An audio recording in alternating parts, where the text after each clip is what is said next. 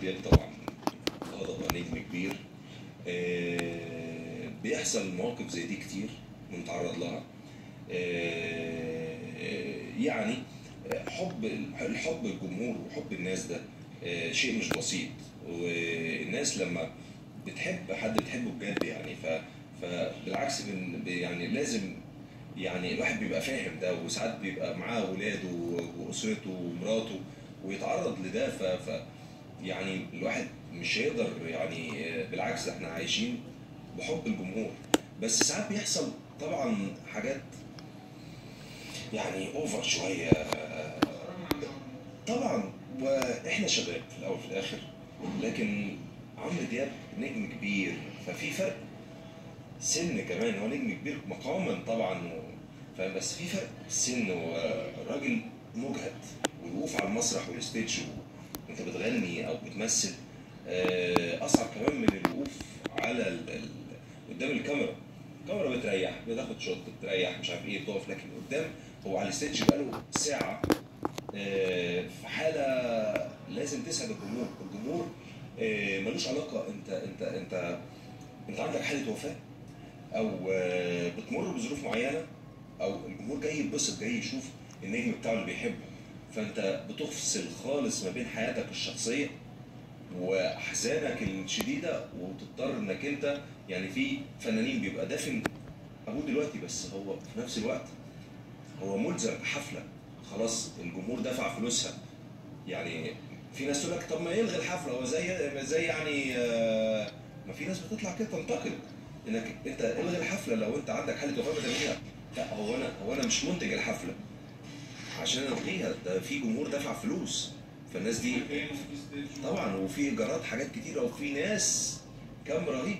فطبعا الموقف طبعا صعب جدا انك انت تحكم فيه او تتكلم فيه هذا الموقف. فهو في حاله في حفله وفي مناسبه والراجل بيأدي شغله وخلاص. اللي انا اعرفه من الفيديو ان هو كان خلاص بيقول شكرا وهيمشي، فخلاص اجهد جدا. وفي نفس الوقت طبعا مش عايز اتحامل على يعني شاب هو عشقه في عمرو دياب ونفسه ياخد معاه صوره، ما اعرفش طبعا الموقف، بس في نفس الوقت انت اكيد مش هتعمل كده مع حد كبير، يعني انك تشد مش هترضى ان حد يعني مش عايز اقولها بس طبعا مش هترضى ان حد يشد ابوك من هدومه كده. يعني الحب حاجه، بس طبعا لازم يبقى فيه يعني برضو ده يعني مش عارف اقولها، بس ده يعني في فرق سن كبير جدا. يعني مثلا انا ولا شاب مثلا زي اي حد من غير ذكر اسامي، اي حد دول شباب، فعادي احنا بنتحمل بنقف، وبالعكس ده يعني كل الناس شايله فوق دماغي. بس طبعا ده عمرو دياب بالعكس على تاريخه كله مش هنلاقي ان هو عنده اي مشاكل مع حد، وبالعكس يعني ده نجم كبير واسطوره في الفن. لكن هو اكيد الموضوع يعني عارف انفعالي في وقت حصل فيه طبعا يعني الواحد ما كانش يحب او يتمنى ان حاجه زي دي تحصل.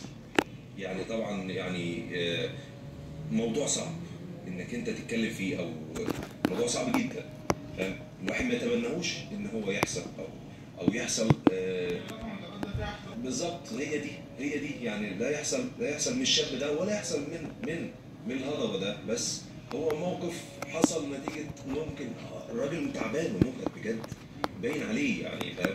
ساعه على الستيج بيغني وهو هيمشي. فيعني